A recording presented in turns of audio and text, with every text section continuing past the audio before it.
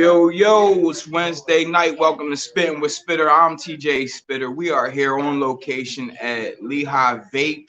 They're a sponsor of mine. Go to 822 Nazareth Pike for all your vaping essential needs. I would spin the camera around and show that everybody's in here, but I'm not doing that today.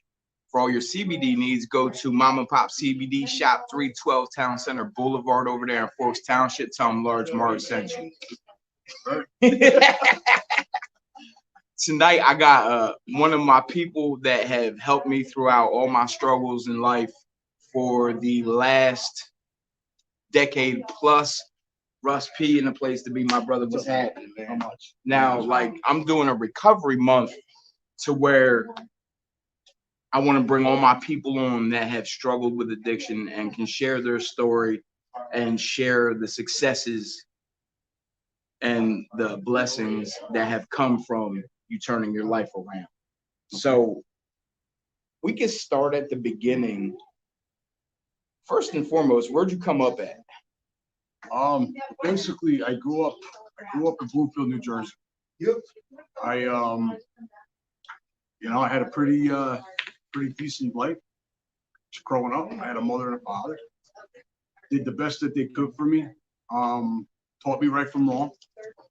And for some reason, instead of staying over here, like I took a sharp turn over to the right, and I never looked back. That was it. You know what I mean? Like, wasn't like, I didn't come from like a broken home or anything like that. Like, I just I don't know. I just took a wrong turn and got lost in a lot of stuff. Right. So at what age? I started messing around with shit probably when I was in like 6th grade. I started experimenting with drinking. I used to break up codeine, snip it with my buddies. I did microdots. But you're 6th grade. You're not looking at the big picture with anything. You're just like, just having fun. Right. That's what it is. That's what it was. Yeah. And I never really knew that some of that runs in both sides of my family. Right. You know what I mean? I wasn't aware of any of that. So, as I got older, it just, I basically kind of stopped for a while. I did my own thing. I was going to like hardcore shows. I was going to CBGBs all the time, stuff like that. And then I gotta say that was like probably like the best times of my life where I was like actually like truly in my heart happy. Right.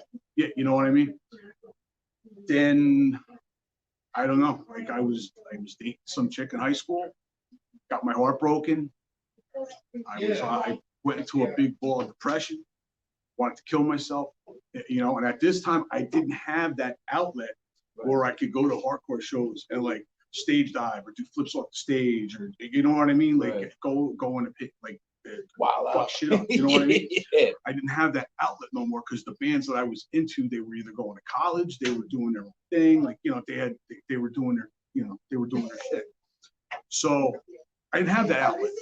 So as I got into the depression, I pretty much like thought like, well, I'm gonna do as much shit as I can, and hopefully I die in the gutter. Yeah. And that's that. It's wild how that's where we go. Yeah. It's like the conversation I had with my wife the other day. She asked me how my mental health was in all of this, and it was I want to commit suicide without committing suicide. Yeah. If that makes sense. Yeah. Like I want to die. Right. I don't want to be here, but at the same time, I don't have the testicular fortitude to do it. Yeah. You know what I mean?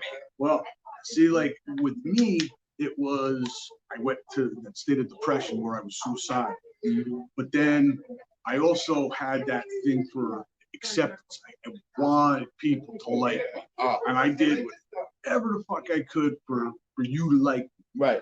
You know what I'm saying? And it's like it's crazy how how it all like kind of goes hand in hand. But it was like one day I was still experimenting like that. Now, as I was saying, I was suicidal. So I had this notion I was going to start doing drugs. I was going to start drinking. I was getting all the Mad Dog, Cisco. I was getting all my shit together. I was, and it was like, I remember my buddy had come back from shooting range at 9mm. So he come back and I just looked down and I said, "Oh, you see that?" So like she didn't think anything of it, gave it to me. I looked at the gun, put it right to my head. I squeezed the trigger 3 times, and I got this off. I threw the gun at him, and I said, "Son of a bitch," and walked away, like nothing. And he thought that he was concerned, But then at this time, now I'm going to the clubs now. Now I'm going to home base. I'm going to the Muse. I'm going to the Limelight. I'm going to the Palladium. I'm going to all these underground hip hop clubs, and it was like. It was like something new, something fresh. And I was partying. I was like, it started with the weed, started drinking heavily. Then I got to doing psychedelics again. I started getting into LSD and dropping tabs, ecstasy, and all that other shit.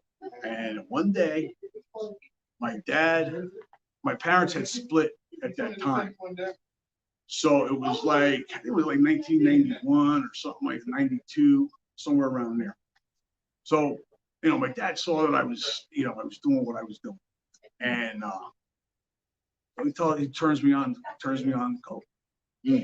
Turned me on to it. And I was like, all right, you know what I mean? Like shit, I was doing everything else. Like, yeah, all right, whatever. Soon as I did that bump, right. It was over. It was a wrap. It was a love story.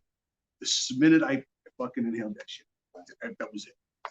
And so I didn't get too deep into it at first. You know what I mean? Because I was still, bopping around. Yeah, you know what I mean? Like, we were still, down in North doing graffiti and all that crazy shit. And then it just started getting bad. Right. It started getting worse. And I was still on this kick where I was still trying to kill myself, but it was like I was putting myself in situations that like shit should have happened to me, but like did. Right. But you know what I mean? Like it was crazy. And no matter what I tried to provoke people. I tried to get things going at a club. Whatever I tried, it just never. You know what I mean? The minute I tried to have beef with somebody, 5 of my friends stepped in and I'm saying, really? I'm ready to go right now. Yeah, it's just like I think it was. Yeah, like it just wasn't working. And I told you before. Right. I had no problem putting a gun in my head. Right. Pulling the trigger. Right. But you know what I mean. So I don't know. It was like I was like stuck in this void with certain things. So it went on for a while. Got in trouble here and there. Did a little bit here and there. And I remember coming out, and like it was like 96. And then girl I was seeing stuck by me this whole time, and I knew her like my senior year of high school. Like you know what I mean. I knew her as a friend. Right. And things escalated into other things. So at this point, I was just, you know what I mean? I was just out. I'm sitting there and I'm like, well, shit, I ain't gonna get no better. So fuck it. Yeah, exactly. The case of the fuck it. Yeah, that's it. Is crazy. Yeah. So we got like now this is where I started to see the shit get bad. Yeah, you know, I'll give you an example. I put money down. We put money down. Right. All right. Now, I would go back to the jeweler, take the money that we had, said I needed to pay something with it. Right. So I would take that, and I would go. Yeah. And I would go grab some shit. Right. You know, that's just one instance, but that's where I started to see the progression happen. Right. And it was just like it was just bad. Like, see, like people were was telling me, like, I remember one of my good friends, I haven't talked to him in probably 25 years. But he came up to me one day, because I remember we were somewhere in Montclair. We were at some dude's house and we were all hanging out. And he took him to the side. He said, listen, you gotta talk to your boys. Stuff's not right. Right. And he knew me too. Right. But it was like, he was telling, because I was selling a little bit and stuff like that. So he was like, well, you know, I don't think he's too crazy, because he's trying what he's doing and everything like that. But let's get honest with it. Like, all them rules I tell you about the game, I never listened to any of them. Right.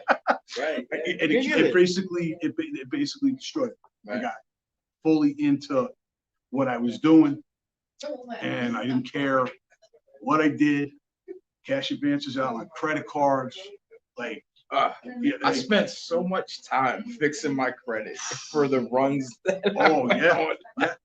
Yeah. You start with good credit, and everybody won't give you a cash advance. Oh yeah, cash work. Yeah. But this is how young and stupid I was. I thought if you paid them like $10 a month or something like that, right, you still had all this money. Till the one day after like 3 weeks of taking $300, $400, $500 cash advances, I couldn't take them. I'm like, I mean, I can't take them. I'm paying you $10 a month. What do you mean? Yeah, that's my supplies cut off. Yeah, that's how it was. That's how my mind was working. Right. Yeah, you know. We have a question here from Ben. He had asked, did the marital problems in the household fuel the addiction flame in your life? No, it won't. It basically, the problem was there. Right. No, you know what? He's actually right, because it did fuel a whole bunch of shit within my household. Right. Yeah, you know, basically, like, I'll answer that in a second. But basically, when I got married, I moved cross country to Reno, Nevada. So when I did that, I thought, I don't know nobody out there. I'm gonna start a clean slate. I just got married, driving cross country, right, leave all that wreckage and all that crap behind me. Like, right, it'd be good. But you know, for some reason, we always attract certain elements. I say this all the time. That no matter where I'm at, I bring me with me. Yeah. You know? Well, I also was working in the kitchen as well, because I have a culinary arts degree with that. Right. But you know, I always attracted the wrong element. Right. Let's say, you know what I mean? So I got into crazier shit out there. Okay. Yeah, you know, there was no coke out there. It was crystal meth. So I started fucking with that. Right. And it was crazy, to the point where we almost got divorced the first time, because she got on me about something, and I got so pissed off. I took a folding chair, folded it up. I just went clunk. I hit her right over the head with it. And I walked into the bedroom. She had called the cops. I got out. I went to my friend's house, and that was I'd never gotten that crazy off of any of that stuff. I mean, like, yeah, I was all, but not to the point where I would hit my wife over the head with a chair. Like that was just like, that was like crazy. Yeah. So you know, I had a PFA. I couldn't see her for a month or whatever it was. I had to go to domestic violence classes. Like, I had out there, like, that's no joke out there. So I had to do all this stuff in order to come back, because we were going to work everything out again. I go do what I have to do. I had a job offer to come back down here. Right. All right. So I got a call from somebody, from the boss that was in Elizabeth, New Jersey. He said, listen, come down. I'll have work for you as soon as you come back. So I was, okay, yeah, no problem. Come right back to my stomping ground. That's it. Yeah. Yeah. So, you know, and then my wife wanted to move back to be closer to her family. So it was like a win for me. It was like a win-win. Everybody. So I go back, we get back. I go to my first job. I'm in Linden, New Jersey. And I ran around in Newark, and that was really like Ironbound. So I ran all around here. So Linden was just like right over the bridge. So I get out of work the one day, and I'm, you know what? Let me go down there, see if my boys are still out. Right? Yes, they were. Yeah, absolutely. They sure as hell fucking work. And you know, I come back. I come out of the truck. They're like, "Oh, what's up? Give me a big hug and stuff like that." I'm like, "How you been? What's been going on? I haven't seen you in a couple of years." You know, I told them what I was doing. So like, you know, I said, like, I'm gonna get home, and they were like, "Here, take this. Don't worry about it. Right. Welcome back." Okay. So basically, what I was doing from that point on, I was working, leaving work, getting a couple of 8-balls, driving up 78, come back up here to turn around because I was scared I didn't have any more. I was going to run out by the end of the night. And I went back down to North again. And I did it for a couple hours. Right. So it was yeah. So it was like, you know, but by this time, now I'm like pretty much all screwed the fuck up. So it's like I don't want to go home. So I basically just drove around with it. You know, I try to crash out in my car. I never went home. Now it got really bad in my house because I wouldn't come home for 4 fucking days. So when I come home, like my hair's like all sticking up and it's like all out of it, and like, you know, I'm tuned up. Yeah, exactly. So, you know, she would tell me like, what the fuck? You've been gone for 4 days. Like, you don't call, you don't this, you don't that. I'm like, we had an emergency at work. I had to stay. I'm sorry I didn't get a chance to call and all that stuff. And then that was the norm. That was the norm for time I came back till about 2006. That's exactly how it went, you know. And it turned out like, you know, I came home the one day and she said to me, she said, "Listen, I know what you're doing. So you're either going to chill." She said, "You're either going to chill and get some help, or, you know, you're done. Your family, I already talked to your parents. They already know." Now, my stepfather, he's from Sicily. So like, how can I explain this? I could go to him, tell him, "Listen, this guy gave me some shit. I'm going to shoot him in the leg." He'd be like, "Oh, well, that's what you're supposed to do. That's what you're going to, yeah, it's, whatever, what are you going to do?" Right. But the minute you sit there and say, "Man, I got a problem. I can't stop sniffing blow." Meet you. What the hell is wrong with you? Why? How could you let something like that? Like, the understanding is just, you know what I mean? Right. I would be better off telling him I shot somebody. Yeah. You probably get a gold necklace for that one. Yeah. Yeah. Yeah. So like, I didn't want to hear any of that shit from my family. But the fact that I knew that she had told them, I was like, shit. See, because I thought I was living this like secret life. Like, you know what I mean? I was be home being like some kind of husband or whatever, and then when I wasn't home, I was out fucking partying and being a scumbag. Yeah, you know what I mean? Let's call it what it is, you know. So, you know, I got some help. That, you know, I've been going since 2006. So like I'm like 14 and a half years in. Nice. In this. Congratulations. Yeah. Congratulations. Thank you. And like,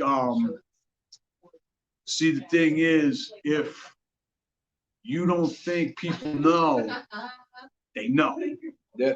You can try to mind fuck yourself till you're blue in the face. People know. They know. I thought nobody knew. And it turned out my wife knew. And with that, I wound up getting divorced. And it was just, I did she just could. I did the damage was already done, like that, you know. So it was that was pretty much it. It was a done deal. So it got to a point where it was like I had to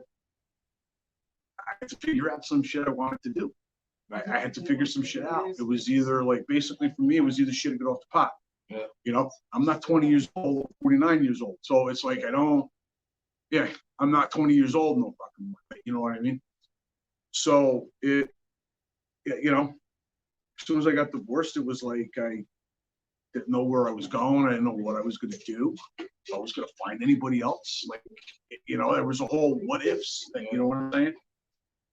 You know, and I acquired some friends, like, you know, as this was going on. And, you know, they were there for me. They helped me out. They, you know, gave me encouragement, gave me strength, you know.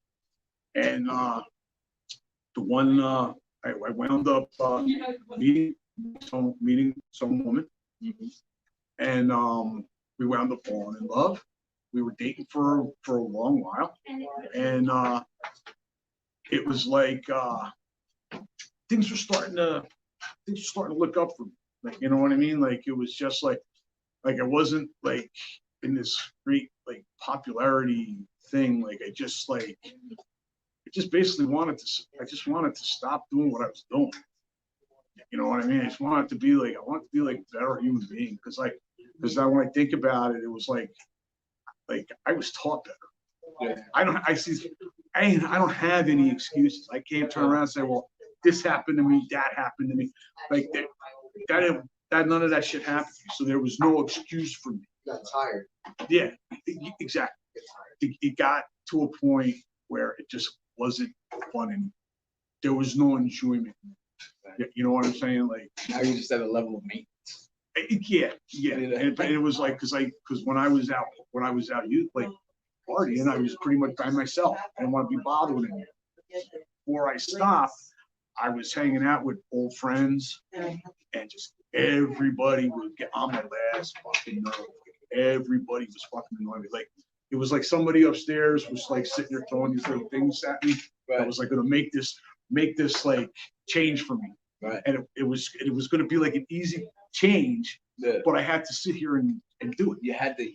It's wild how you see like the chess pieces moving in your favor, and you're still trying to fight it. Yeah. You know exactly. Yeah. You're still not applying the action steps. Yeah. Absolutely. You know? Yeah. So like, I wound up going on. I was on YouTube one time, and I saw this show that I was at from 1989. All right, it was a benefit show at the Anthrax in Connecticut, and it was a benefit for this kid named Aaron who had gotten hit, who got run over and killed by a drunk driver. There were all these bands played. I was friends with a lot of these guys, right.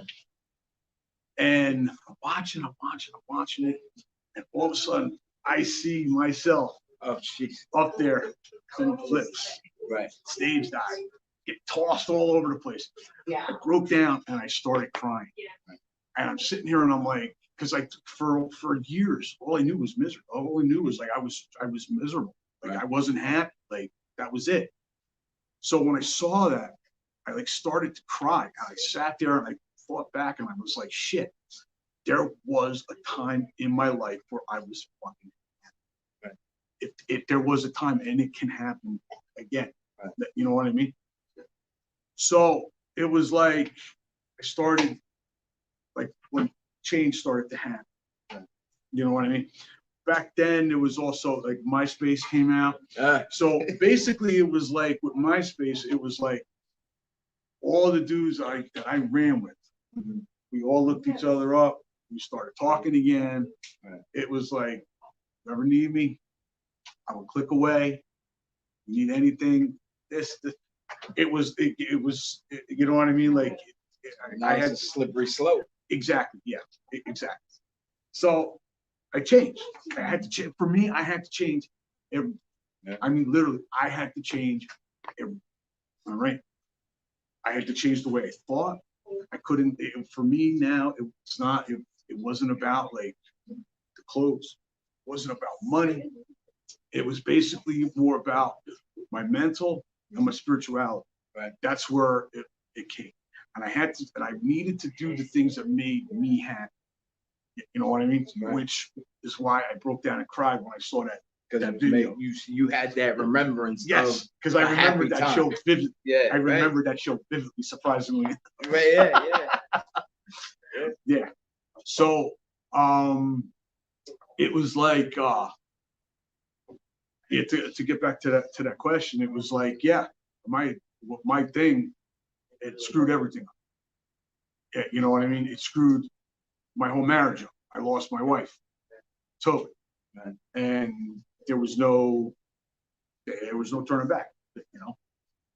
So you know, started doing all this changing. I started like doing certain things. I was looking into other spiritual paths, you know, doing what I was doing. And it was like, you know, I wound up getting married again. Okay.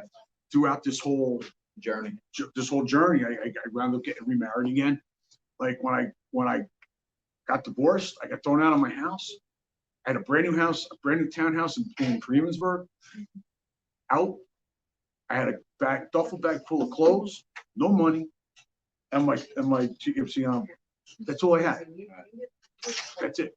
You know, I started, you know, because I was part of the labor's union, so it was like I wasn't out of work.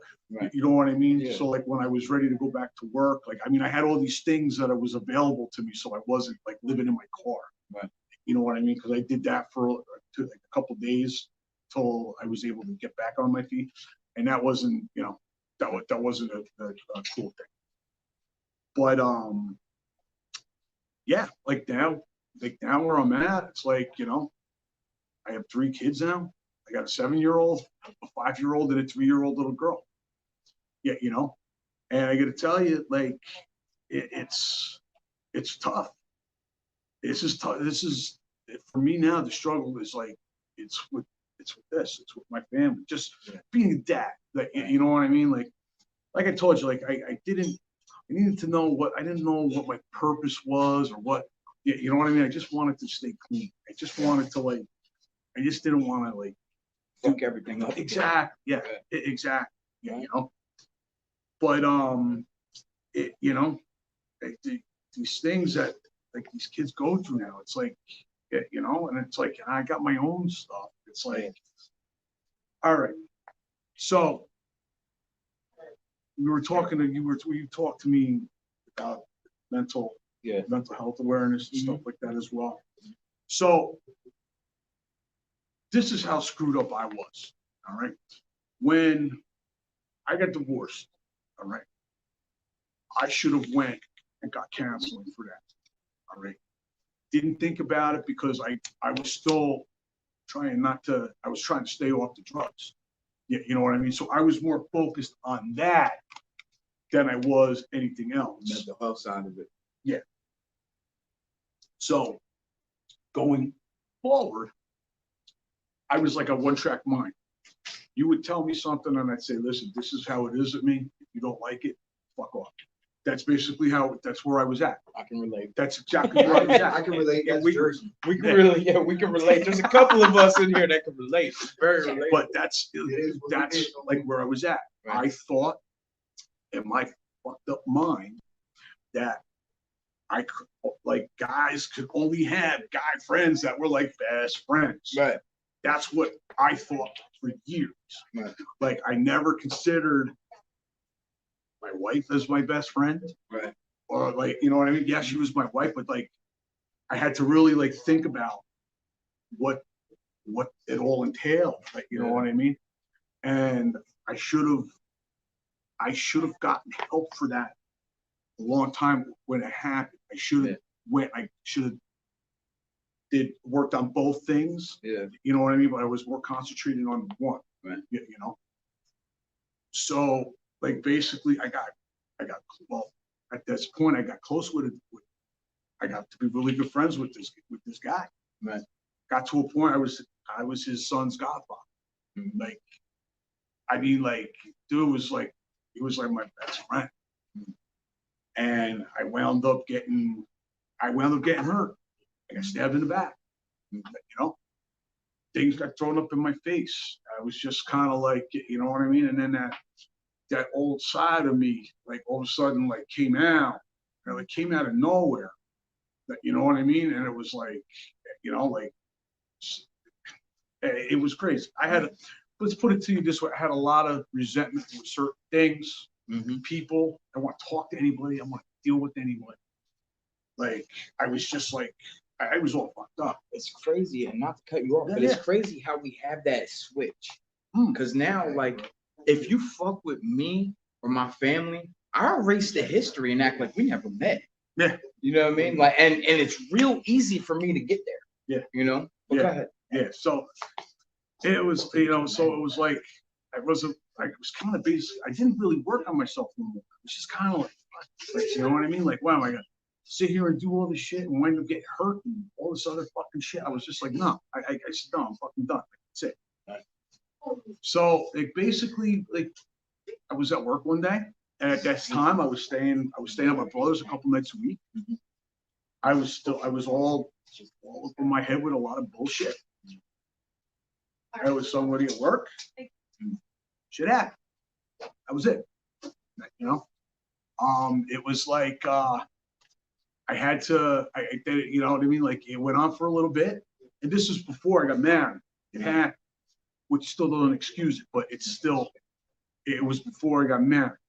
And for some reason, I was more fucked up. And I was like scared with a lot of shit. And certain things happened, and I was like scared like a little kid. And like, it was like fucked up. Like I couldn't believe it. Like it was, I couldn't believe I was sitting here and I'm like, here we are again. I'm acting like a little fucking baby. Like, what the fuck? Right. Like, you know what I mean? Like, it was, I don't know. It was crazy. But needless to say, I got caught. It was horrible. All right. I had to do a lot. I literally had to do a lot of fucking soul searching. I can't even tell you what I had to do in order to get my shit together. I had to do it big time. And I was ready to lose everything again.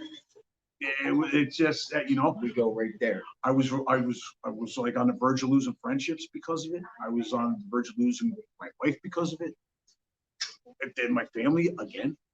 You know what I mean? Thinking my family would have my back, and I got to hear my mom, always like I'm the fucking black sheep. Why can't you be good? Why can't you act like this? Why can't you? Exactly. Right. And it's just like, you know, it was just like a whole fucking array of shit. I was like, I didn't know what was going to happen. I knew I had to, you know, then I had to like get help. I had to get help. I saw a counselor. I got opened up to a lot of shit that I needed to hear. A lot of stuff that I had backed up from my divorce that I needed to address in order for me to even kind of feel better about anything and the way I looked at certain things. Like it was crazy. Like, and like I told you before, like now, like I view my wife, she's my best friend. Yeah. Like she's everything. Yeah. You know what I mean? Like she keeps me in check. We need those. And just like, listen, I tell you, I mean, out of some guy friends I got, there's like I can count them on my hands. Yeah. You know what I mean? That woman keeps my ass in check at all times, and I love it for it. Yeah. Like, you know what I mean? And yeah, you know, I went from doing all this shit. Now I feel like I'm like a full-time dad. That's it. That was my purpose. Like full-time dad. That's it. Yeah, that's it. Yeah. You know, like I show up for my kids all the time. That's it. I don't give a fuck what's going on. I don't care if I got overtime going on. I don't care. Right. My kids come first. Yeah. I don't give a shit. It's what it is. But, you know, I will say that, like, you know, like a lot of people that I've gotten to be close friends with. Some of them have passed. Some that I've seen in passing are gone. Yeah, you know, and it's I don't know, man. I'm speechless. Like I don't even know like where like how to say like if you're hurting, like you gotta like it basically is if you want to stop, like you have to change. Yeah. Like that's it. There's no listen, there's no fucking half step. You either gotta change or you're gonna keep doing the same shit that you fucking do. That's it. Yeah. You can't, no one can sit here and tell me any different. But you can't tell me no different. And I'm seriously, you can't tell me no different. All right. I've been clean 14 and a half years. Okay. So if people are just coming around, it's just listen, Mike, I don't have time for it. You know what I'm saying? Yeah. I don't have time for the passerbys. Exactly. You know what I mean? Like all or you nothing. want to talk, we talk. Like, you know what I mean? Like you want to call me. If I don't pick the phone up, I got shit going on. Yeah. Don't leave a voicemail and tell me that you're gonna do this, and this, because You were gonna do that it's before not you my left the voice message. it's not my problem. Right. Like, you know what I mean? Like for real, it's not my fucking problem. But like some of the men that are in my life, like I love you guys to death. Like, you know what I'm saying? Love to you. Like I thank you guys for just kind of like keeping my ass in check.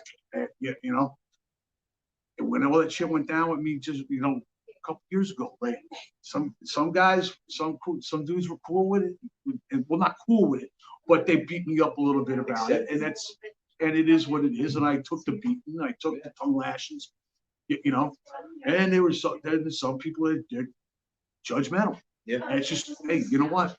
I don't have time for this shit. I've cut all judgmental people and negative people out of my life. It is what it is. Like, you know, like I found Krishna. I'm on that spiritual path, right? You know, and everything that I'm doing now is keeping me well-rounded in what I need to keep in for myself. We got some comments coming in, and that we've completely missed. But Brenda said, I wish one of my family members would listen to this. They really need it. And then Jessica, shout out to you, Jessica, said 14 years is amazing. Thank you. You know, yeah, thank you. And so what keeps you going today? What's the drive that keeps you going today? Dave? The kids help so much. I'm going to tell you what drives me today. My family. Right. That's what drives me today. That's Absolutely. It. Like I said, I'm 49 years old. I'm going to be 50 in March 2nd. Basically, I ain't getting no fucking younger. That's my reality. You know what I'm saying? That's it. You know, as much as you see the gray hair and the wrinkles in my face and all that distinguished, I still feel like I'm 20 years old. And the reality is, I'm far from it. Yeah. You know, but my kids and my family are my drive. Basically, if I fuck around and start doing shit again, I'm out of the equation. It's a game over. It's a wrap. You know, I don't need that heartbreak. It's not worth it. It's not worth it. You take hostages today. It will get it. Yeah. There's a lot of people that depend on and love us to a point where they have this relationship with us that I can't take hostages. I can't run out this bitch and leave y'all high and dry today. Yeah, because that's what I'll do. Yeah, for sure. Me too. I won't. I mean, I won't come back for a week. Yeah. I leave my wife with 3 kids.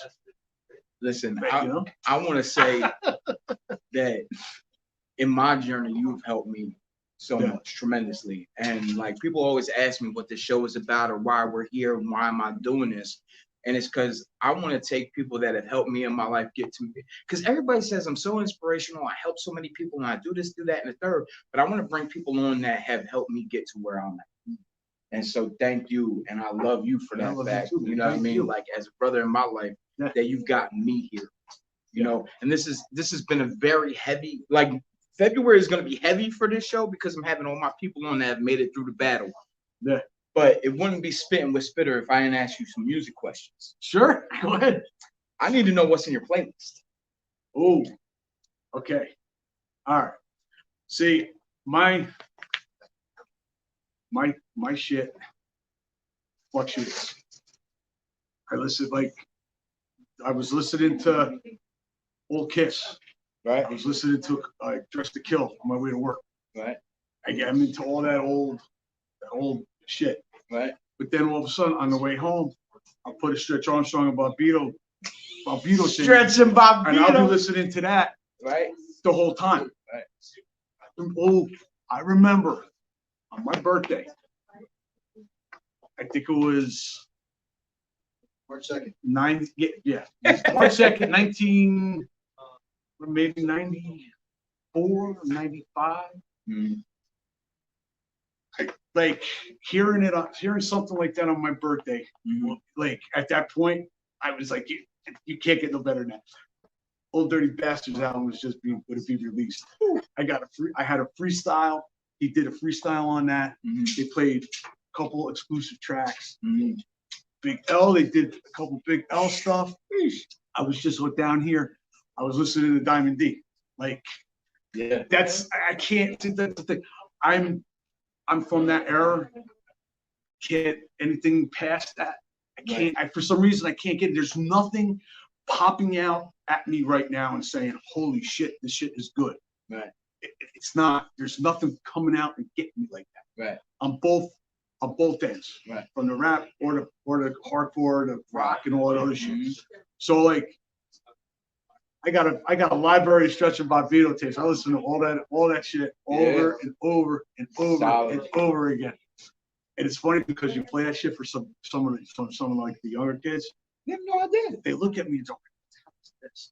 Like, No really? idea. Are you serious? Like, are you not hearing the beats right now? Like, do you not feel that? Like, what the fuck? Right. That's when it was raw too. Yeah, absolutely. There's really no sound. No. Yeah, I remember.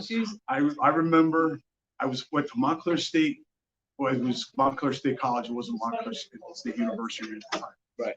It was Cypress Hill, Boogie Down Productions, and Tribe Called Quest. There you go. Let me tell you, Tribe Called Quest. When they came out, they had no lights on. They did half their set in the dark And killed it. and killed it. And once the lights went on, everyone went crazy. Like, oh my God. Like, so dope. Holy shit. I remember almost getting thrown out of the Apollo. I got kicked out of the Apollo one time. Yeah. Yeah. We saw who was Showbiz and AG, XX Posse, Redman. I think it was KRS-One. So they had two shows at the time. One was this was Christmas Eve. It was like 7:30 and they had the late one. Right. Well, my friend was scared to go to the late one. Right. So he's like, "Oh, come on, man, we're gonna go to the early one. We'll go to the early one." I said, "Okay, no problem." We went on getting in there. One Showbiz and AG went on. We started lighting up splits. We were smoking like a motherfucker. Big brother come up to us. Gotta go. He gave us some warning. Mm-hmm. He said, put it out and go sit down. He goes, you can't do this. This is a national landmark. You cannot do this. Right. So my friend was, and me and my other friend was like, "You did it again." Picked us right up, threw us right out. At least I got to see Showbiz and AG. That was good. Facts. Facts. Now I'm gonna throw out a couple. I'm gonna set to two different rappers. You have to pick one. Okay. Jay-Z or Nas? Nas. Biggie or Pac? Biggie. Method Man or Redman? Oh man, that's the killer. When I say Method Man or Redman, it stops everybody. But go ahead. In the hot seat, boy. See, it's like thinking DeKalb. And then I'm thinking Muddy Waters. There is a dark side.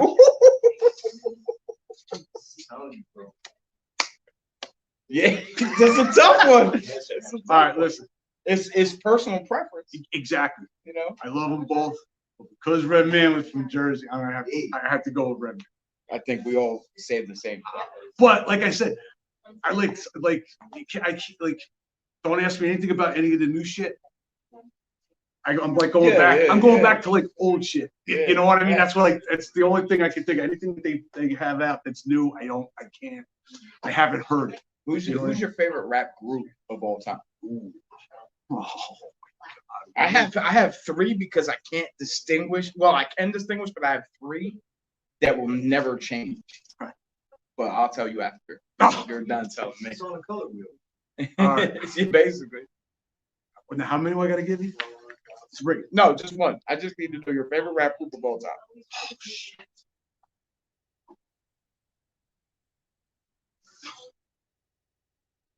I have to go with Tribe Called Quest. Tribe Called Quest is up there. If mine is Tribe Called Quest, Wu-Tang Clan, and Outkast. I was gonna say yeah. But listen, before we go, I always ask people that come on, is there anything you want to ask me before we get out of here? When you coming out with new material? Everybody asks wow. me the same fucking thing all the time. Everybody be asking him the same shit all the time. This is wild. Maybe like I'm thinking like May. All right. I'm thinking like May. I got 10 to 12 tracks I'm sitting on that may need to come out. Yeah. You know what I mean? You know what? I was thinking about this. Or you start your show Mm-hmm. to come out with a fly instrumental. Yeah. But you know what I'm saying? Yeah. Or you could do what Stretch and Bob do when they's talking between the sets. They just start playing those beats. Yeah. Damn. And then you're like, damn, why the hell you got to talk to this shit? I could listen to that for 5 hours. I got some things. Oh yeah, my brother Dave coming through. He wants original copies of my first 2 albums. There you go. So I had to dig them out the stash. But listen, my brother, I love you. I love you too, man. Much respect. Thank you for coming on the show. This is Spittin' with Spitter, man. For all your vaping needs, go to 822 Nazareth Pike, Lehigh Vape. Tell them TJ sent you. For all your CBD needs, go to 312 Town Center Boulevard. It's mom and pop CBD shop. You know what you get getting with me. It's raw, it's unfiltered, and it's all love. And I appreciate y'all for tuning in. And we will see you. I got a special bonus clip coming Saturday evening. Holla at your boy, man. We out of here.